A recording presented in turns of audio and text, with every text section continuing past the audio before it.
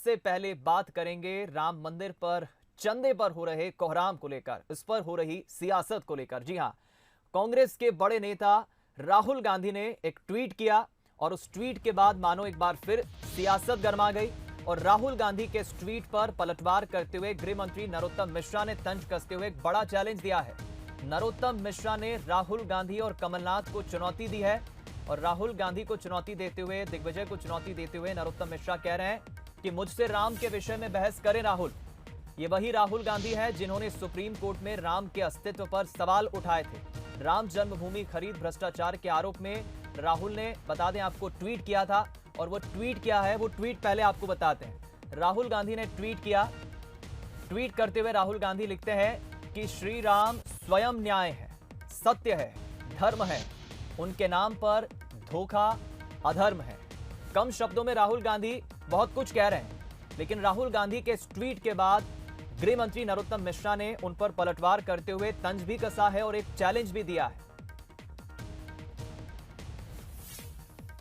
राहुल गांधी जी हैं जिन्होंने supreme court में हलफनामा दिया था जिनकी सरकार ने कि राम काल्पनिक है, राम सेतु था ही नहीं।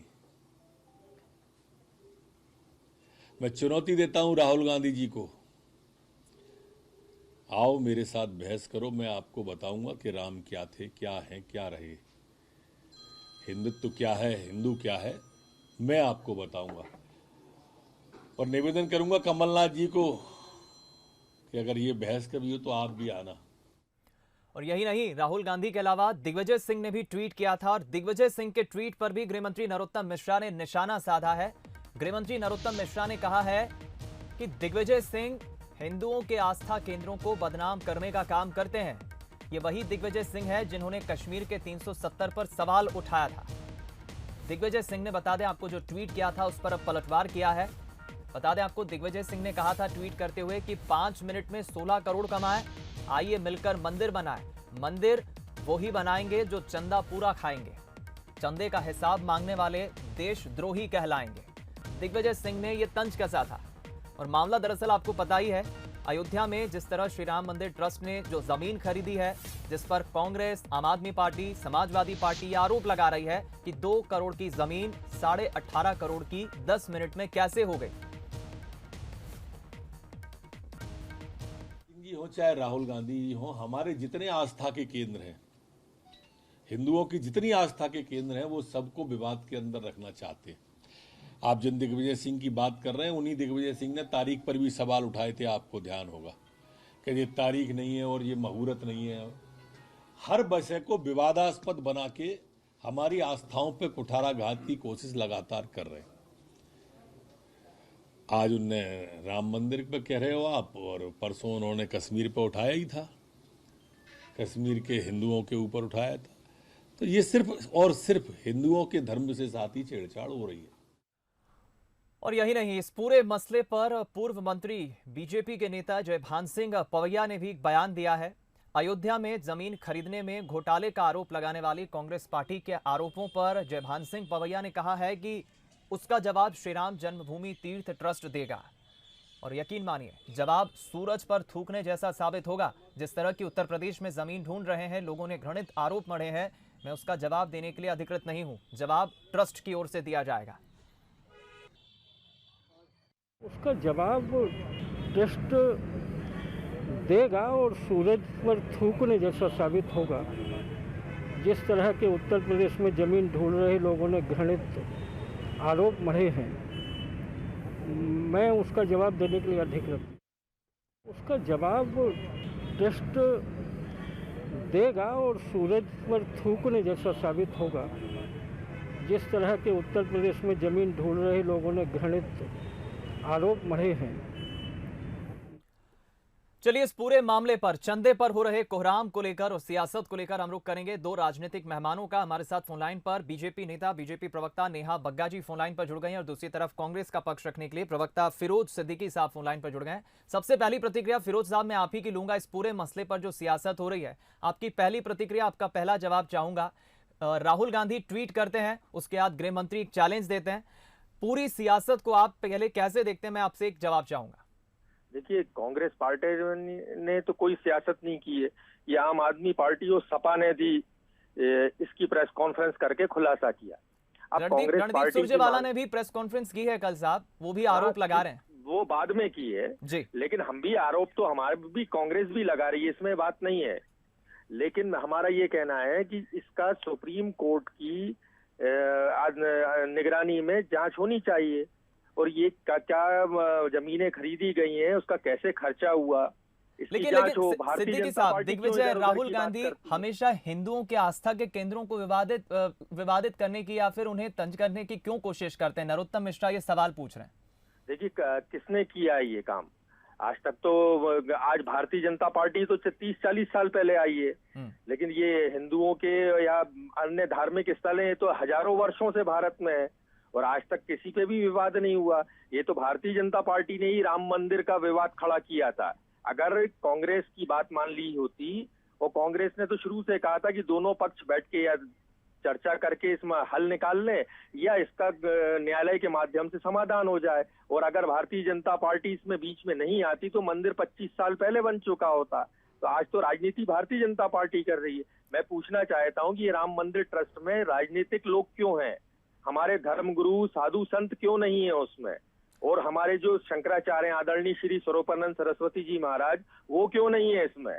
तो ये जितनी राजनीति हुई है, इसके कारण है कि आज ये घोटाले सामने आ रहे हैं। नेहा जी, देखिए दीपक जी बिल्कुल स्पष्ट है कि जहां जहां हिंदुओं के आस्था का सवाल आता है तो कांग्रेस पार्टी सबसे पहले छिन्न भिन्न करने के लिए, आस्था पे दुख पहुंचाने के लिए खड़ी हो जाती है। ट्विटर पर राहुल गांधी कहते हैं श्री राम स्वयं न्याय है, सत्य है, धर्म है, और सुप्रीम कोर्ट में जाके कहते हैं कौन राम, कैसा राम, कहाँ का राम। आप याद करिए, राहुल गांधी इंटरनेशनल फोरम पर जाकर कहते हैं कि हमें आतंकवादियों से डर नहीं लगता, हमें हिंदुओं से डर लगता है। उसी प्रकार से दिग्विजय सिंह जी को आप याद करिए, हिंदू आतंकवाद, हिंदू टेररिज्म की टर्मिनोलॉजी गढ़ने वाले, कुछ दिन पहले 370 बहाल करने की बात करने वाले दिग्विजय सिंह, वो याद दिला रहे थे कि 90 के दशक में जिस तरीके से हिंदुओं का नरसंहार कश्मीर में किया था, हम वापस आएंगे तो तुम्हें वापस से वही हाल कर दिखाएंगे। तो लगातार जो जिस तरीके के इनका कृत्य रहे हैं वो स्पष्ट दिखाता है कि सुप्रीम कोर्ट में हलफनामा दर्ज करते हैं और कहते हैं राम डज नॉट एग्जिस्ट।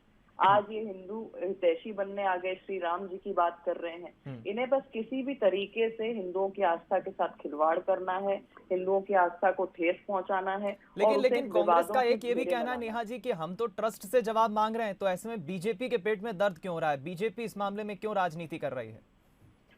देखिए, ये तो पूरे देश ने देखा है जिस तरीके से ये हिंदू टेररिज्म गढ़ना चाहते थे। ये तो पूरे देश ने देखा है कि 370 को लेकर क्या बयान आया। ये पूरा देश जानता है कि न्यायालय में जब पूरा प्रकरण चल रहा था तो इनकी तरफ से जो वकील अपीयर होते थे वो बार बार कहते थे कि अभी फलाना चुनाव है इसलिए इसको लटका देना चाहिए मामले को, अभी फलानी चीज है इसीलिए इसको देर कर देनी चाहिए, राम डज नॉट एग्जिस्ट। किसका हलफनामा था? ये सब इनके द्वारा किया गया था। और लगातार अगर ये हिंदुओं की आस्था के साथ खिलवाड़ करेंगे तो भारतीय जनता पार्टी इस पर सवाल भी करेगी और इनकी असलियत को सामने भी लाएगी। इनका ये जो षड्यंत्र है कि जबरदस्ती का एक बखेड़ा खड़ा करना और अपनी राजनीतिक रोटियां सेकना हिंदुओं के नाम पर और हिंदुओं की आस्था के नाम पर, इसको कभी भी पूर्ण नहीं होने दिया जाएगा। ठीक, आखिरी सवाल सिद्दीकी साहब, क्या लगता है नरोत्तम मिश्रा जो खुली चुनौती दे रहे हैं राम को लेकर कि दिग्विजय आए, राहुल गांधी आए, उनसे चर्चा करें, क्या चुनौती स्वीकार करेंगे राहुल गांधी या करना चाहिए? आपकी नजर में क्या लगता है? देखिए, चुनौती किस बात की? ये कोई बहस का मुद्दा तो है नहीं, ये जांच का मुद्दा है। और हम चाहते हैं कि इसकी जांच हो ताकि करोड़ों जो भारतीय 140 करोड़ भारतीय उनकी आस्था राम मंदिर में है, उनको ये उनके मन से ये शक और ये शुभा दूर हो जाना चाहिए कि इसमें कोई घोटाला हुआ है। हम ये नहीं कहते कि इसमें घोटाला हो ही गया है, लेकिन इसकी जांच होनी चाहिए। और जांच से क्यों भागना चाहती है भारतीय जनता पार्टी? मेरे को वो मुहावरा याद आता है, चोर की दाढ़ी में तिनका। ठीक, नेहा जी, आखिरी जवाब है क्या? आखिरी जवाब लीजिए, कोई दिक्कत नहीं। देखिए, सवाल ये है दीपक जी कि अगर इन्हें कहीं पर भी कोई संशय है तो कोर्ट के दरवाजे इनके लिए खुले हुए हैं। इन्हें चुनौती है कि ये कोर्ट में जाकर अगर इन्हें लगता है कि किसी प्रकार की हेरा फेरी है तो वहां पर जाके इसको क्लेम करें। हकीकत यह है कि ये स्वयं जानते हैं कि समय के साथ साथ जमीनों के रेट बढ़ते हैं और उसके हिसाब से क्रय विक्रय किया जाता है। जब ये अपनी बातों में घिस जाते हैं तो सिर्फ राजनीतिक रोटियां सेकते हैं। ठीक, सिद्दीकी साहब, पार्टी जाएगी सुप्रीम कोर्ट में मसले को लेकर? अभी ये जो है हाईकमान को तय करना है हमारा चलिए कि इसमें क्या करना है, लेकिन ये सुप्रीम कोर्ट की निगरानी में हम जांच चाहते हैं। ठीक, हम इस पर लीगल जो भी होगा वो तय करेंगे। चलिए, लेकिन अगर सरकार ये जांच क्यों नहीं कराती, हमको ये बात समझ में नहीं आती। और ठीक। भारतीय जनता पार्टी का ये स्टैंड कि जांच नहीं होना चाहिए, हमने तो आरोप जो लगाए हैं वो सरकारी ट्रस्ट पे लगाए हैं, ठीक, हमने भारतीय ठीक। जनता पार्टी पे नहीं लगाए। चलिए ठीक, मैं ज्यादा समय नहीं दे पाऊंगा सिद्दीकी साहब, इस चर्चा को मैं यही समाप्त कर रहा हूं। बहुत बहुत शुक्रिया आपका नेहा वग्गा जी और सिद्दीकी साहब हमारे साथ जुड़ने के लिए। तो देखिए कई अनसुलझे पहलू हैं, अभी कई परत खुलना बाकी है, लेकिन इस पूरे मसले पर जो आरोप लगाए गए हैं विपक्षी पार्टियों की तरफ से और दूसरी तरफ बीजेपी जो इस पर दावे कर रही है, ट्रस्ट के तहत से जो जवाब दिया गया है, इस पूरे मसले को लेकर देश भर में एक बार फिर अयोध्या जमीन को लेकर एक नया विवाद, एक नया बवाल खड़ा हो गया है। अब देखना होगा ये मुद्दा, ये मसला कब थमता है, आगे जाकर इस पर और क्या नई राजनीति, क्या नई सियासत होती है। लेकिन खुले तौर पर एक चुनौती गृह मंत्री नरोत्तम मिश्रा ने जरूर दी है राहुल गांधी को।